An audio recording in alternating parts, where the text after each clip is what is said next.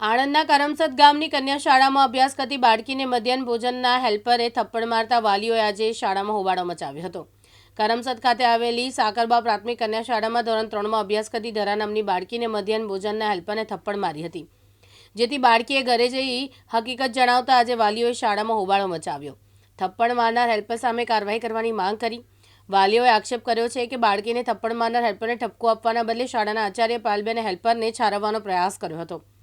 માસૂમ નાની બાળકીને હેલ્પર દ્વારા થપ્પડ મારવામાં આવતા બાળકી ગભરાઈ ગઈ, જેથી વાલીઓએ માસૂમ બાળકીને થપ્પડ મારનાર હેલ્પર વિરુદ્ધ કાર્યવાહી કરવાની માંગ કરી છે। આ ઘટનાને ગંભીરતાથી લઈ તાત્કાલિક જિલ્લા પ્રાથમિક શિક્ષણ અધિકારીને બીટ નિરીક્ષણ અધિકારી તપાસ સોંપી છે, જેથી બીટ નિરીક્ષક અધિકારી તાત્કાલિક ઘટના સ્થળે દોડી ગયા અને તપાસ હાથ ધરી છે। મારું નામ હિતેન્દ્ર ઈશ્વર પ્રજાપતિ। શું ઘટના બની છે, શા માટે હોબાળો કરવો પડ્યો? આ ઘટના પરમ દિવસની છે અને હું જ્યારે નોકરીથી ઘેર આવ્યો ત્યારે મારી બેબીએ બાઇક મૂકતાના પહેલાં જ મને રડીને આવીને કહેવા લાગી કે પપ્પા મને મધ્ય ભોજનના જે કમુબેન છે એમણે મને ઠાપડ મારી દીધી। મેં શા માટે મારી?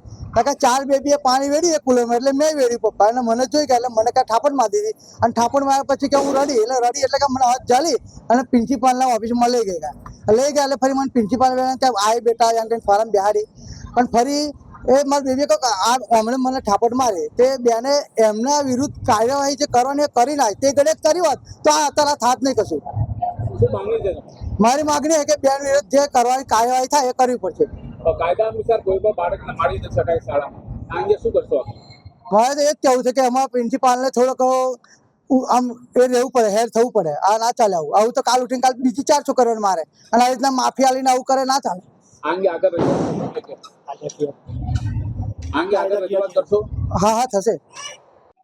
તેજલબેન હિતેન્દ્રભાઈ પ્રજાપતિ, જે આ લાફો માર્યો છે મારી જ બેબી થાય છે। મારી તો એક જ માગણી છે કે તમે આજ પછી આવી છોકરીને, મારી છોકરીને માર્યું એવું આગળ આવું થવું ના જોઈએ।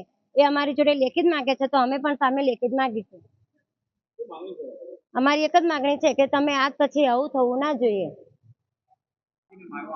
હા, એને જે નાની બાળકીને આજે જે પ્રિન્સિપાલ હોય કે સાહેબ હોય એ છોકરીને કોઈ એવું ગલત કરતી હોય તો એ છોકરીને સાહેબ કે બેન કે પ્રિન્સિપાલ મારી શકે।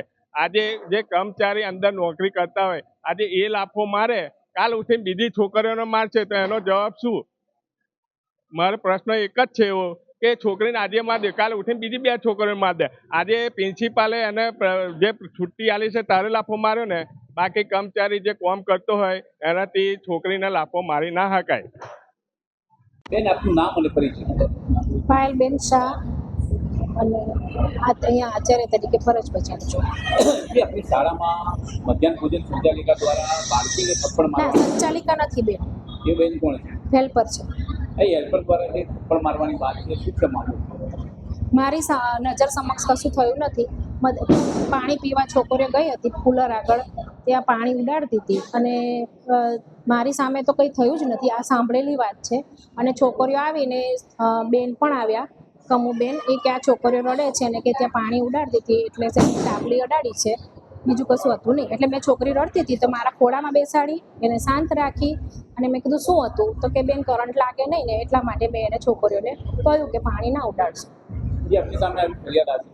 ના, આ અગાઉ કોઈ મારી સામે ફરિયાદ આવી નથી। અત્યારે વાલીએ ફરિયાદ કરી છે? વાલીએ મને ફોન પર ફરિયાદ કરેલી તે જ દિવસે, પરમ દિવસે, કાલે રજા હતી, પરમ દિવસે મને વાલીએ જણાવેલું અને આજે જ આપણે અહીંયા ભેગા થયા સ્કૂલમાં અને હું આવીને તરત વૃક્ષારોપણનું કામ કરાવતી હતી। તમે જ્યારે અચાનક આવી ગયા ત્યારે હું ઓફિસમાં આવી છું। બાળકોના કાયદા અંતર્ગત કોઈ પણ બાળકને શાળામાં મારી ન શકાય એવો હા, એ તો છે જ।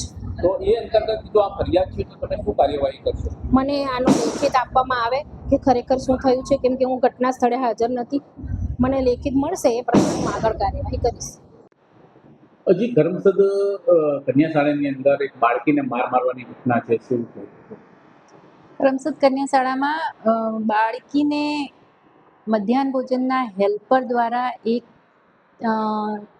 થાપટ મારવામાં આવી એવા સમાચાર મને મળ્યા છે, જે સંદર્ભે મેં તપાસ કરવા માટે અમારા બીટ નિરીક્ષક શ્રીને મોકલી આપેલ છે। તપાસ અહેવાલ રજૂ થયે જે કંઈ પણ નિયમાનુસાર જે કાર્યવાહી કરવાની થતી હશે એ કરવામાં આવશે।